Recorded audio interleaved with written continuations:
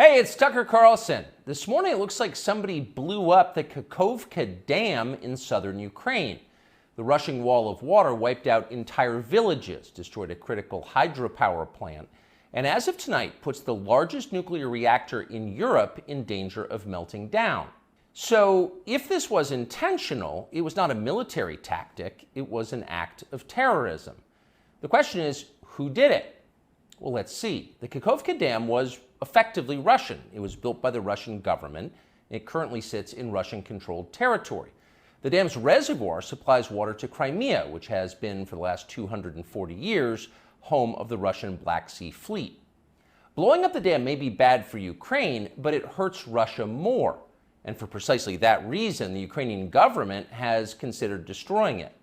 In December, the Washington Post quoted a Ukrainian general saying his men had fired American-made rockets at the dam's floodgate as a test strike.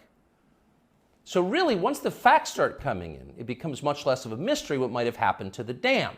Any fair person would conclude that the Ukrainians probably blew it up, just as you would assume they blew up Nord Stream, the Russian natural gas pipeline, last fall. And in fact, the Ukrainians did do that, as we now know. It's not like Vladimir Putin is anxious to wage war on himself. Oh, but that's where you're wrong, Mr. and Mrs. Cable News consumer. Vladimir Putin is exactly that sort of man, the sort of man who'd shoot himself to death in order to annoy you. We know this from the American media, which wasted no time this morning in accusing the Russians of sabotaging their own infrastructure. Bill Kristol, the man who once told us that Saddam Hussein was responsible for 9/11, immediately denounced Putin as a war criminal and even more savagely compared him to Donald Trump. The rest of the pundit class made similar, clearly coordinated noises. Putin did it! Putin did it! And their reasoning was simple. Putin is evil, and evil people do evil things purely for the dark joy of being evil. In this specific case, Putin attacked himself, which is the most evil thing you can do, and therefore perfectly in character for a man that evil. That was their explanation. No one who's paid to cover these things seemed to entertain even the possibility it could have been the Ukrainians who did it. No chance of that. Ukraine, as you may have heard, is led by a man called Zelensky. And we can say for a dead certain fact that he was not involved. He couldn't have been. Zelensky is too decent for terrorism. Now, you see him on television, and it's true you might form a different impression. Sweaty and rat-like, a comedian turned oligarch, a persecutor of Christians, a friend of BlackRock. But don't believe your own eyes. Actually, Mr. Zelensky is a very good man. The best, really. As George W. Bush once noted, he is our generation's Winston Churchill. Of all the people in the world, our shifty, dead-eyed Ukrainian friend in the tracksuit is uniquely incapable of blowing up a dam. He's literally a living saint, a man in whom there is no sin.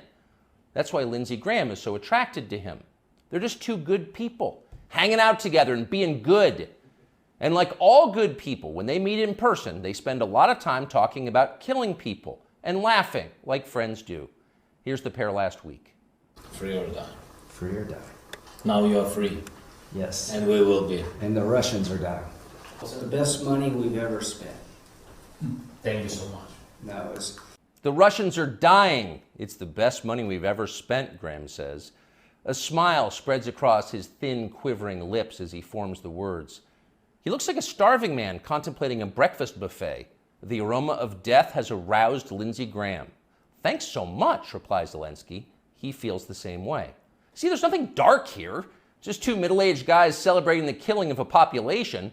They don't seem like the kind of people who'd enjoy flooding villages or starting a famine. And in any case, who cares if they are? It's really not your business. Your job is to support Ukraine. Watch Nikki Haley, a Republican candidate for president, explain this principle on CNN.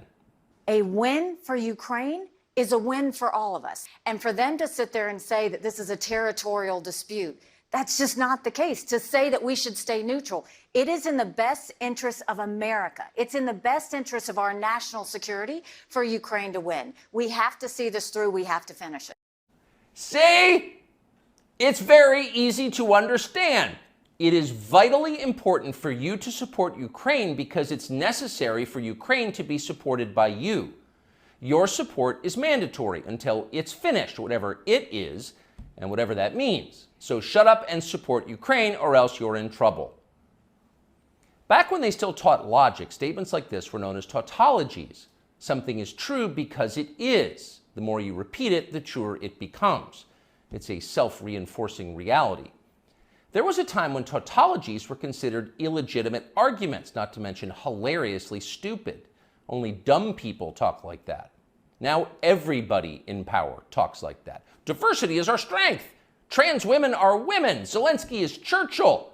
It's all self-evidently true. Doesn't need an explanation, and don't ask questions. Sound familiar? Of course it does. That's the pap they're serving us day after day in steaming, lumpy portions. By this point, it's possible that American citizens are the least informed people in the world.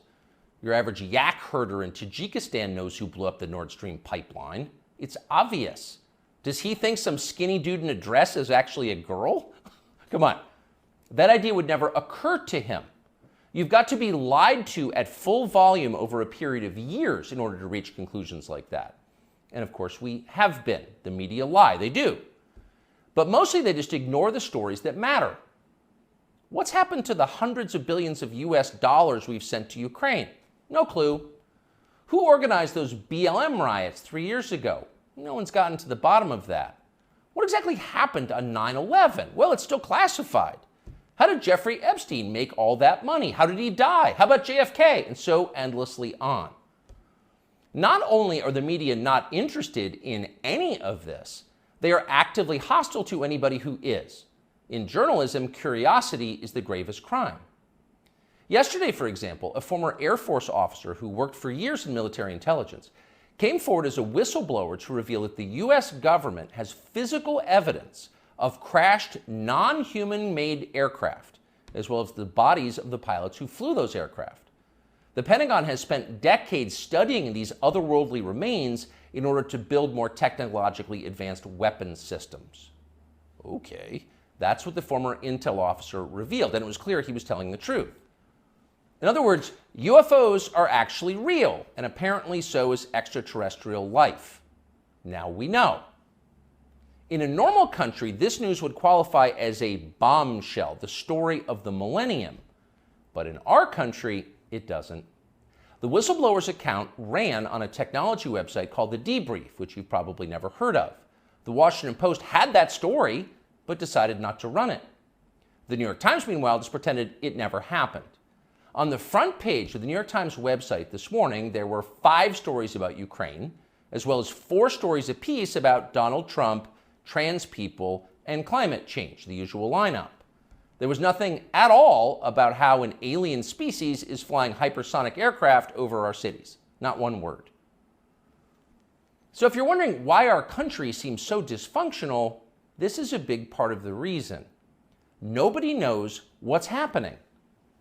A small group of people control access to all relevant information, and the rest of us don't know. We're allowed to yap all we want about racism, but go ahead and talk about something that really matters and see what happens. If you keep it up, they'll make you be quiet. Trust us. That's how they maintain control.